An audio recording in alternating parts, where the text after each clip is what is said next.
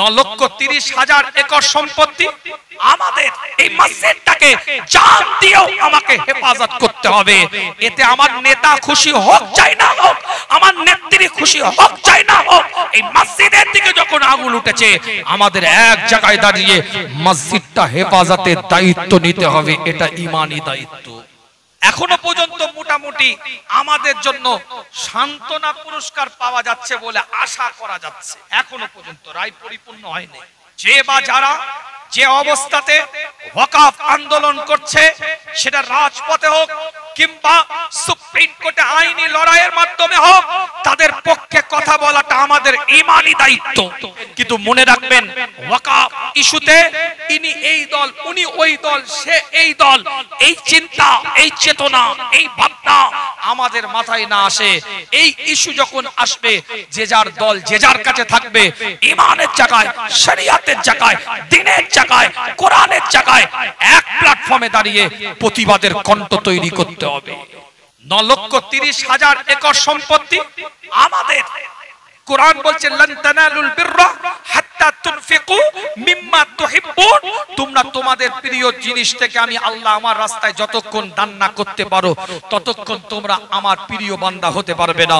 আমাদের পূর্বপুরুষ আমাদেরকে মাথা তুলে বাঁচাবার জন্য, আমাদের পরবর্তী প্রজন্ম মাথা তুলে যেন বাঁচতে পারে, এজন্য 9,30,000 একর সম্পত্তি, রক্ত পানি করা টাকাগুলো, অর্থ দিয়ে ইনকাম করা সম্পত্তিগুলোকে আল্লাহর রাস্তায় ব্যয় করে গেছে। মসজিদ, মাদ্রাসা, মক্তব, লিল্লা বোর্ডিং, এতিমখানা, আপনার কি বলে খানকা, দরগা, কবরস্থান, বিভিন্ন চ্যারিটি পারপাসে যে কোনো প্রতিষ্ঠানে, যে কোনো জায়গায় এই 9,30,000 একর সম্পত্তি তারা ব্যয় করে গিয়েছে পরবর্তী প্রজন্ম যেন মাথা তুলে দাঁড়াতে পারে। আজ কালা আইন, কালো থাবা এই সম্পত্তির উপরে পড়েছিল, কিন্তু আমাদের সুপ্রিম কোর্টের প্রতি আস্থা ভাজন ছিলাম ভারতীয় নাগরিক হিসাবে যে আমাদের রায় ইনশাআল্লাহ আমরা পাবো। এখনো কিন্তু পানি মাপছে, আন্দোলন বন্ধ করলে হবে না। এখনো পানি মাপছে, আন্দোলন চালিয়ে যেতে হবে। ওয়াকফ ইস্যুর আন্দোলন চালিয়ে যেতে হবে। যে বা যারা যে অবস্থাতে ওয়াকফ আন্দোলন করছে, সেটা রাজপথে হোক কিংবা সুপ্রিম কোর্টে আইনি লড়াইয়ের মাধ্যমে হোক, তাদের পক্ষে কথা বলাটা আমাদের ঈমানি দায়িত্ব। হয়তো তাদের 5টা-7টা মতামতের সাথে আমাদের মিল নাও থাকতে পারে, অন্যান্য চিন্তাধারার সাথে তাদের সাথে আমাদের মিল নাই, চিন্তাধারার সাথে, চেতনার সাথে আমার মিল নাই, কিন্তু এই আইনের বিপক্ষে যারা লড়াই করছে তাদের পক্ষে থাকাটা আমাদের ঈমানি দায়িত্ব।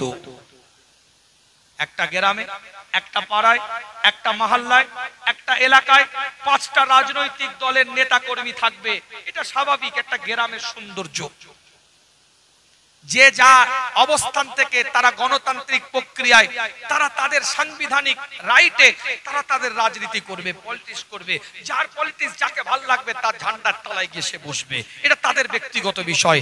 আমার বক্তব্য এখানে নয়, আমার বক্তব্য এই জায়গায়, যে রাজনীতি দলের আপনি নেতা কর্মী হন না কেন, যে জার্সিটাই আপনি পরিধান করেন না কেন, যে রংটাই আপনি রাজনৈতিক গায়ে লাগান না কেন, যে ঝান্ডাটাই আপনি রাজনৈতিক ভাবে নেন না কেন, সেটা আপনার সাংবিধানিক অধিকার, গণতান্ত্রিক অধিকার। আপনি আপনার অবস্থান থেকে আপনার অধিকারকে প্রয়োগ করছেন, কিন্তু মনে রাখবেন, ওয়াকফ ইস্যুতে ইনি এই দল, উনি ওই দল, সে এই দল, এই চিন্তা, এই চেতনা, এই ভাবনা আমাদের মাথায় না আসে। এই ইস্যু যখন আসবে, যে যার দল যে যার কাছে থাকবে, ঈমানের জায়গায়, শরিয়াতের জায়গায়, দ্বীনের জায়গায়, কোরআনের জায়গায় এক প্ল্যাটফর্মে দাঁড়িয়ে প্রতিবাদের কণ্ঠ তৈরি করতে হবে। কথাটা কি ভুল হলো নাকি আমার?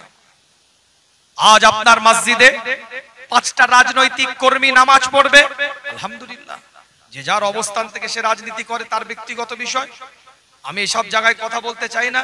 কিন্তু আমার বক্তব্য, 5টা রাজনৈতিক দল যখন, কর্মী যখন ওখানে নামাজ পড়ছে, তারা তাদের ব্যক্তিগত পরিচয়টা মসজিদের বাইরে রেখে দিয়ে এসছে।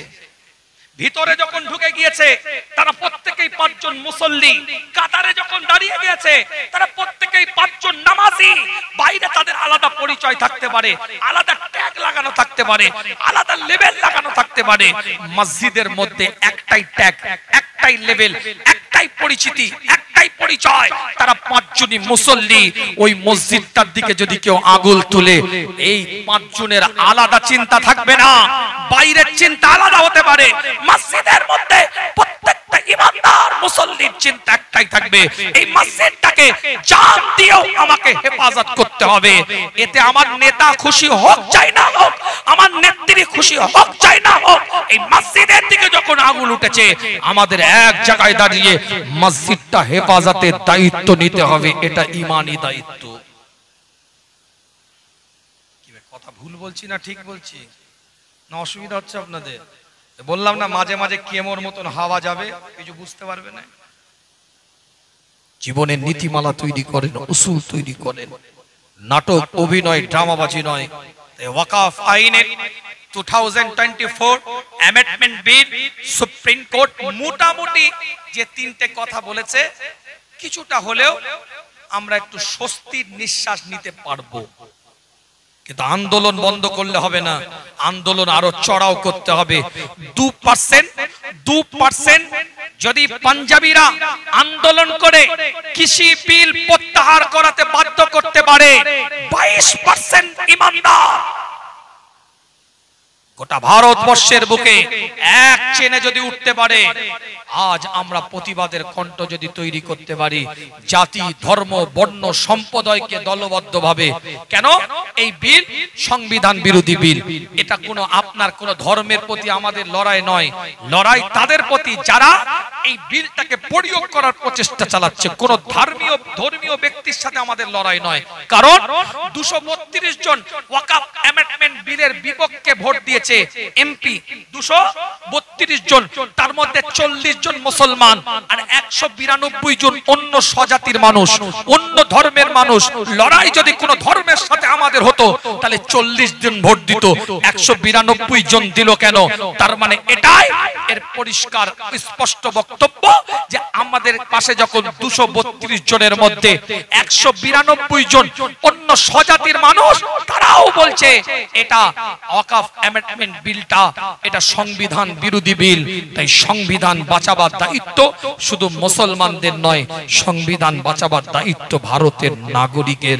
2024 ওয়াকফ অ্যামেন্ডমেন্ট বিল এটা ভাইলেট করছে, ভাইলেট অ্যাক্ট, সাংবিধানিক অ্যাক্ট 26A কে ভাইলেট করেছে, 14 অ্যাক্ট কে ভাইলেট করেছে, যে সংবিধানের মধ্যে পরিষ্কার লেখা আছে সর্বজাতের সর্বধর্মের মানুষ এই ভারতবর্ষে বসবাস করতে পারবে, নিজ নিজ ধর্মীয় কার্যকলাপ তারা করতে পারবে, নিজ নিজ ধর্মীয় প্রতিষ্ঠানে তারা তাদের ধর্মীয় সম্পদগুলোকে ব্যয় করতে পারবে, কারোর কোনো হস্তক্ষেপ করার অধিকার নাই। তাই সংবিধান আপনার কি বলে 2024 এর এই যে বিলকে সংবিধান বিরোধী বিল হচ্ছে। তাই আমাদের প্রত্যেকের দায়িত্ব ভারতের সংবিধান বাঁচাবার জন্য ঝাঁপিয়ে পড়া। আল্লাহ পাক কবুল করেন, সকলে বলেন আমিন। এটা ঈমানি দায়িত্ব, ঈমানি কর্তব্য। তাই একটু সচেতন করলাম। অসুবিধা হলো নাকি আপনাদের? ঐক্য একতার দরকার আছে না নাই? কে কে একমত? দুটো হাত তুলে এভাবে দেখা, এইভাবে দুটো হাত তুলেন। এই হাত তুলতে বলেছি আমি, হাতটা তুলেন দুটো, একটু হাতটা নাড়ান দেখি, এটা তাকবীরের ধ্বনি দেন দেখি, নারায়ে তাকবীর। ইমানদারের মতন আওয়াজ দেন, নারায়ে তাকবীর। মুসলমানের মতন একটা চিৎকার দেন দেখি, নারায়ে তাকবীর, নারায়ে তাকবীর। সিলসিলায়ে ফুরফুরা শরীফ, সিলসিলায়ে ফুরফুরা শরীফ, মাসলাকে মুজাদ্দিদে জামা, ঈদে মিলাদুন নবী, নারায়ে তাকবীর।